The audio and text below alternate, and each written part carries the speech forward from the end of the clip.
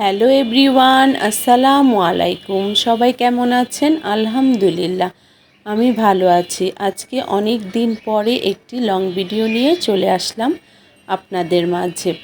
আজকে কোরবানির গরুর মাংস দিয়ে বিরিয়ানি রান্না করব। আমার মেয়ের খুব পছন্দ।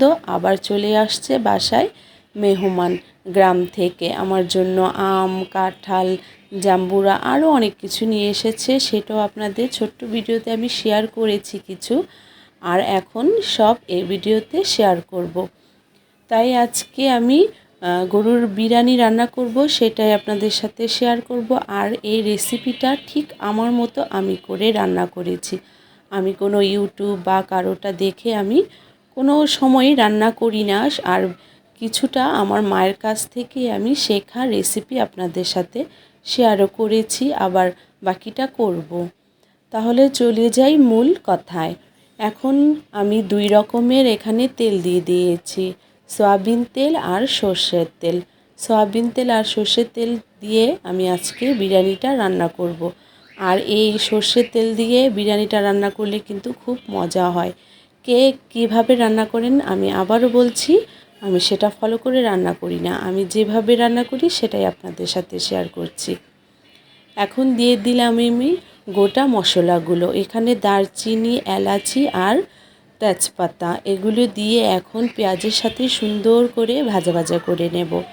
ভাজা ভাজা করে নিয়েছি। বেশি ভাজার দরকার নেই, কেন আমি পেঁয়াজ বেরেস্তা এখানে অ্যাড করব বিরিয়ানিতে। এর জন্য হালকা ভেজে এখানে সবগুলো মশলা দিয়ে দিয়েছি। পেঁয়াজ বাটা, আদা রসুন বাটা, লবণ, টমেটো সস, সয়া সস, বিরিয়ানির মশলা, আমার নিজের হাতের মশলা, টক দই, সব এগুলি, বাদাম বাটা, সব এগুলি দিয়ে এখন মিশিয়ে নিলাম। আর কিছু লবণ কম হয়েছিল, এজন্য আবার একটু লবণ দিয়ে দিলাম। আর এখন একটু স্বাদ বাড়ানোর জন্য 1 প্যাকেট দিয়ে দিলাম বিরিয়ানির মশলা। এটা মাঝে মাঝে ইউজ করি, আবার কোনো সময় করি না। একটু আজকে স্পেশাল করে রান্না করব, তাই একটু দিয়ে দিলাম 1 প্যাকেট এখানে বিরিয়ানির মশলা। রান্নার স্বাদটা যেন আরেকটু বেড়ে যায়। আপনারা চাইলে এটা স্কিপও করতে পারেন। আমি যেহেতু সব ধরনের মশলা এখানে কিন্তু দিয়েছি, তারপরও আমি একটি প্যাকেট দিয়ে দিলাম। আর আমি যেভাবে মশলা করি এভাবে আমি একদিন শেয়ার করেছি, আবারও শেয়ার করব। এই তো বলতে বলতে আমার ভাজা ভাজা হয়ে গেছে। এই তো বলতে বলতে এখানে আমার কষানো কিন্তু অলমোস্ট হয়ে গেছে, তেলে উঠে গেছে। এই মশলাটা কিন্তু আমি সুন্দর করে ভাজা ভাজা কষিয়ে নিয়েছি, তেলে উঠে গেছে। এখন দিয়ে দিলাম গরুর মাংস। গরুর মাংস আমি বেশ অনেকটা দিয়েছি। আজকে আমি বিরিয়ানি রান্না করছি।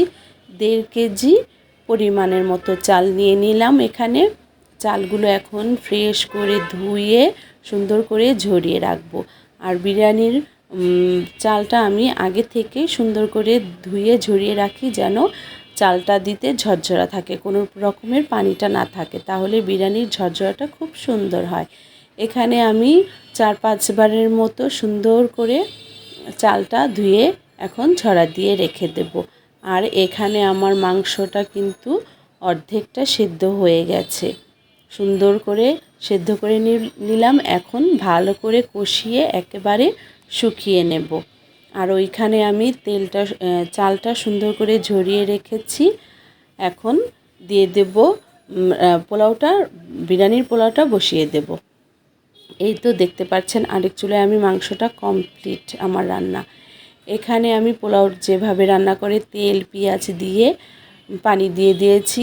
এখন দিয়ে দিলাম চাল আর মাংসগুলো দিয়ে এখন নাড়াচাড়া করে ফেললাম। এই তো আমার বিরিয়ানি অলমোস্ট হয়ে গেছে, দেখতেই পাচ্ছেন দমে দিয়ে দিয়েছি।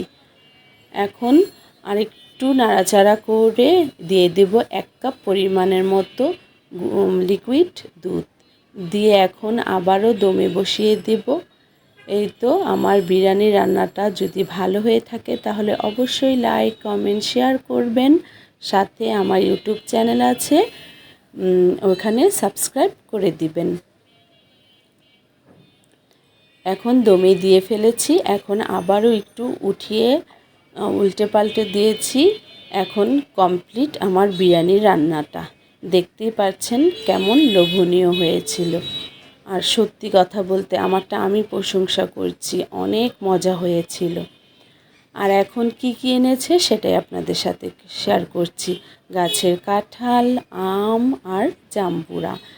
আম কাঁঠাল অনেকবার আনা হয়েছে, এবার আমি দেশে যেতে পারিনি, তাই আমাকে পাঠিয়েছে 2-3 বারের মতো। এই আম আর কাঁঠাল শেষ ছিল গাছের, এই শেষ কাঁঠালটাই আপনাদের সাথে শেয়ার করেছি।